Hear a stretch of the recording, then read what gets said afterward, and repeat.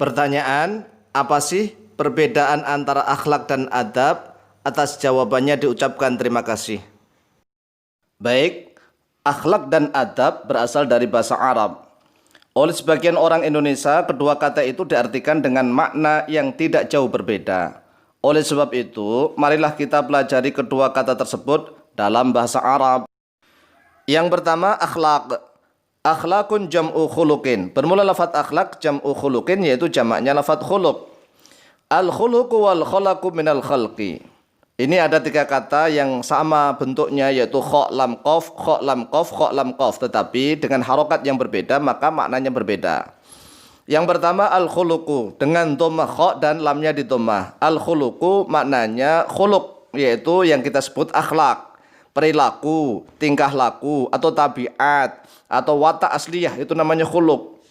Wal khalaqu maknanya usang. Usang itu lawan dari kata baru. Kalau yang masih baru namanya jadid, kalau yang sudah usang namanya khalaq. Minal khalqi yaitu dari lafadz khalqun. Khalqun artinya ciptaan, penciptaan. Wal aslu bermula asalnya al-ijadu. Al-ijadu dari kata-kata wajada yajidu. Itu wajada berarti mendapati.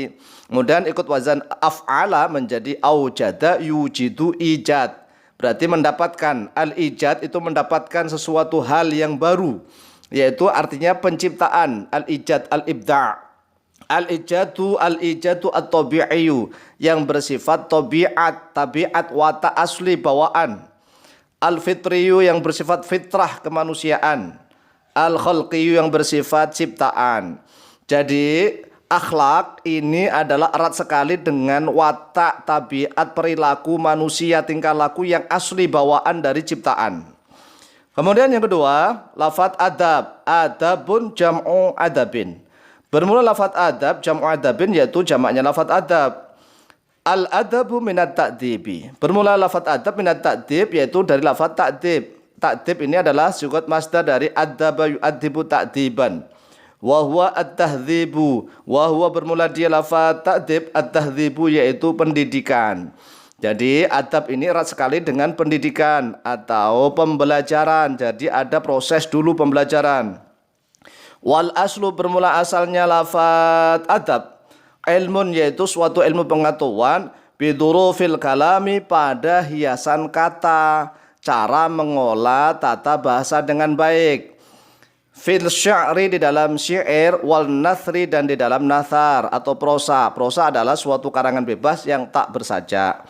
Jadi dari kedua kata ini, adab dan akhlak, akhlak dan adab. Akhlak itu sifat pembawaan, tabiat, perilaku manusia yang asliyah dari ciptaan. Sedangkan adab harus ada proses, biasanya ada pendidikan, ada pengajaran, ada pembelajaran, dididik terus menerus, ada ilmu pengetahuan di dalamnya. Di dalam Mu'jamul Ma'ani dijelaskan lafadz al-khuluqu halun lin nafsi rasikhatun tasduru anha al-af'alu min khairin aw syarrin min ghairi hajatin ila fikrin warawiyatin. Al-khuluqu bermula lafadz khuluq, halun yaitu keadaan lin nafsi untuk jiwa.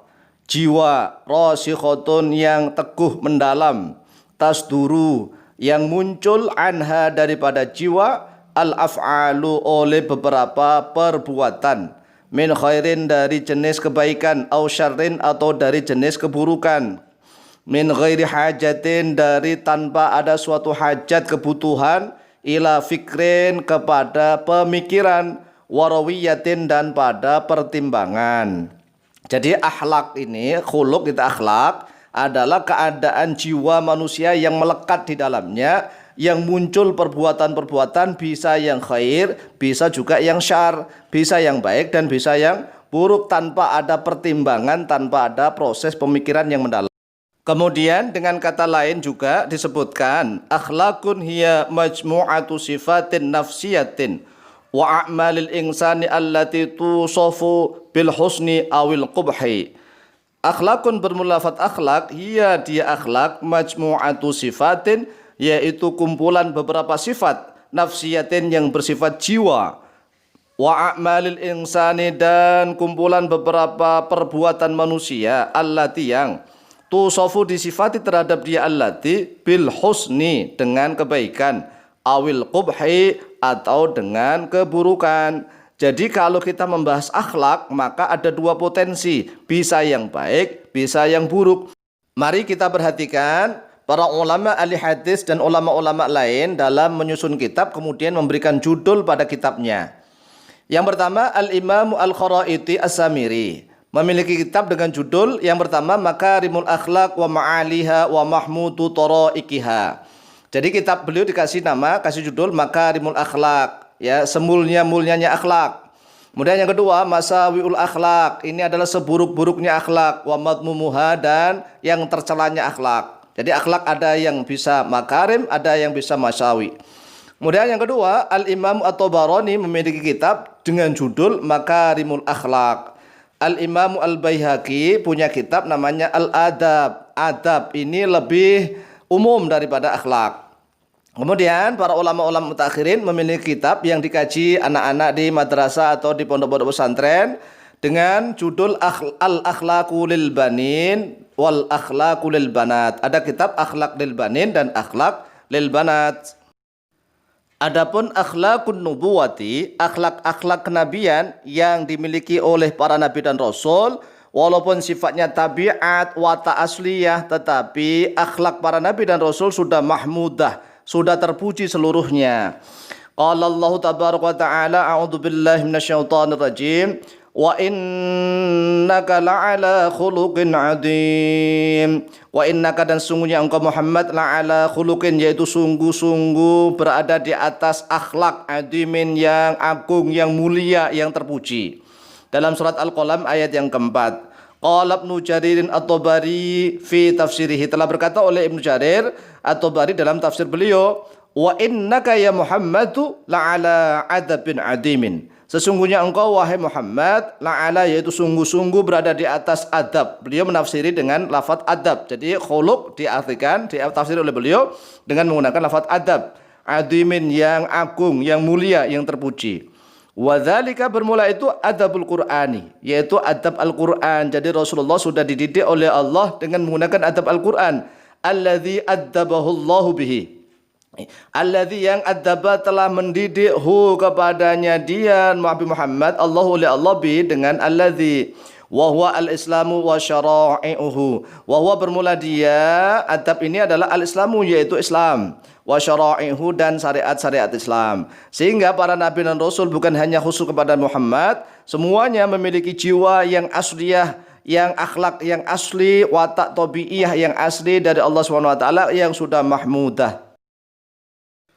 Adapun akhlakun nasi siwal anbiya'i wal mursalin, akhlak-akhlak manusia selain para nabi dan para rasul, imma mahmudatun wa imma madmumatun, yaitu ada kalanya mahmudah, yang terpuji, wa imma madmumatun, dan ada kalanya akhlak-akhlaknya tercela. Fatahtaju akhlaquhum ila ilmil adabi litakuna mahmudatan. Fatahtaju, maka butuh akhlakum, oleh akhlak mereka para manusia selain para nabi dan rasul, ila ilmil adabi, kepada ilmu adab, litakuna, agar menjadi oleh akhlak mereka mahmudatan, yaitu akhlak yang terpuji. Ka'adabil muhadatsati, seperti adab-adab muhadatsah, muhadatsah dialog, pembicaraan antar manusia. Wa adabil akli wa syurbi, seperti adab-adab makan dan minum, harus pakai tangan kanan, membaca swasmala, tidak boleh lari-lari, tidak boleh sambil ngomong. Wa adabin naumi, dan adab-adab tidur, bagaimana tata cara tidur yang baik. Wa adabil jima'i, dan adab-adab jima', bersetubuh dengan istri pun juga punya adab, tidak boleh sembarangan. Wa adabi qadha'il hajati, dan seperti adab menunaikan hajat, membuang air, berak atau kencing, punya adab. Wa adabi sholati, dan seperti adab-adab sholat. Wa adabi thalabil ilmi, dan adab-adab menuntut ilmu. Wa adabil mujadalati, dan seperti adab-adab berdebat, walaupun berdebat harus punya adab. Wa ghairi dzalika, dan yang selain itu. Jadi jelas bahwa perbedaan akhlak dan adab manusia. kalau akhlak yang melekat kepada diri para nabi dan rasul adalah mahmudah, tetapi kalau yang selain nabi dan rasul punya kemungkinan ada yang baik, ada yang buruk. Jiwanya ada yang jiwa murni baik, ada yang buruk. Sehingga akhlak manusia butuh adanya proses pendidikan. Harus ada pembelajaran mengenali tentang ilmu adab. An-natijatu wal qadiyatu, kesimpulan makna terakhir, satu, akhlak. Akhlak ini bisa bermakna perilaku atau tingkah laku atau watak atau tabiat asli manusia, pembawaan lahir. Yang kedua, adab. Adab kita bisa berikan makna etika atau sopan santun, tata krama, budi pekerti, budi bahasa, unggah-ungguh, dan yang lain-lain. Demikian mudah-mudahan bisa difahami, mendapatkan ilmu yang manfaat dan barakah fid din wa dunya wal akhirah. Wallahu ta'ala a'lamu bisawab. Wallahu muwaffiq ila aqwamit thariq. Wassalamualaikum warahmatullahi wabarakatuh.